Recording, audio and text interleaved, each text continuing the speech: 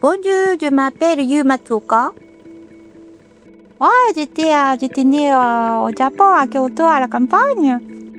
Je suis arrivée à Paris à faire mes études aux Beaux-Arts de Paris. Là, en 2003 jusqu'en 2006, je faisais la peinture et des dessins. Là, avec Jean-Marc Bustamante et aussi à Jean-Michel Alberola. Et après, j'ai commencé à aller à écouter les concerts de milieu parisien et j'ai commencé à rencontrer mes amis comme Stéphane Prudhomme, Nicolas pour éviter de l'école et aussi Mehdi Shobo Shobo Kumisoro. Et comme ça, j'ai commencé à participer aux pochettes de disques et j'ai continué à peindre et à faire des fanzines. En 2003, je faisais des dessins assez psychédéliques et en utilisant des stylos.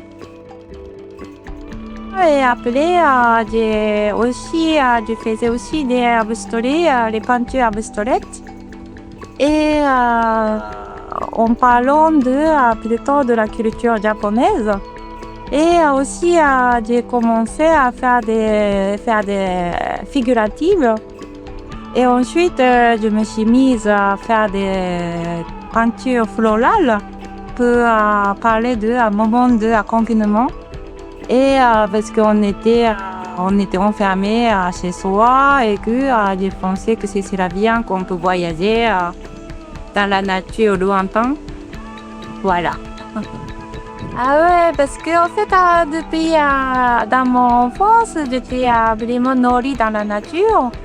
Et que au Japon, il y a le shintoïsme. On croit que toutes les choses étaient faites par le dieu de galaxie. Donc, on lui remercie chaque existence. Et pour moi, la nature, c'est quelque chose on vit avec. Et que quand on est séparé de la nature, on ne va pas très bien, quoi. J'étais invitée par Stéphane Prudhomme, qui est le père de la fanzine de Paris, et aussi qui fait beaucoup de livres et de dessins. Et j'étais invitée pour exposer ensemble avec d'autres dessinateurs, artistes, et aussi de participer à ce livre-là. Et j'ai fait 2 numéros, je crois, avec la série de Iceberg, où j'ai pensé que ça commençait à fondre, donc c'est vraiment... on devait vraiment faire attention dans la vie quotidienne à ne pas faire de déchets ou utiliser des choses naturelles pour ne pas salir à l'eau. J'avais envie de parler de ça à travers mes dessins. Et à ce moment-là, j'étais en train d'utiliser le stylo Pantin très transparent, qui est un peu dans la lumière, c'est un petit peu fragile, donc il faut mettre une vitrine spéciale pour protéger le dessin, mais cette fragilité aussi, j'aime bien le côté fragile de les œuvres. Et que, oui, donc c'était vraiment, ça m'a fait vraiment plaisir de participer à ce magazine où j'ai rencontré beaucoup de dessinatrices, dessinateurs et d'artistes très variés, musiciens aussi.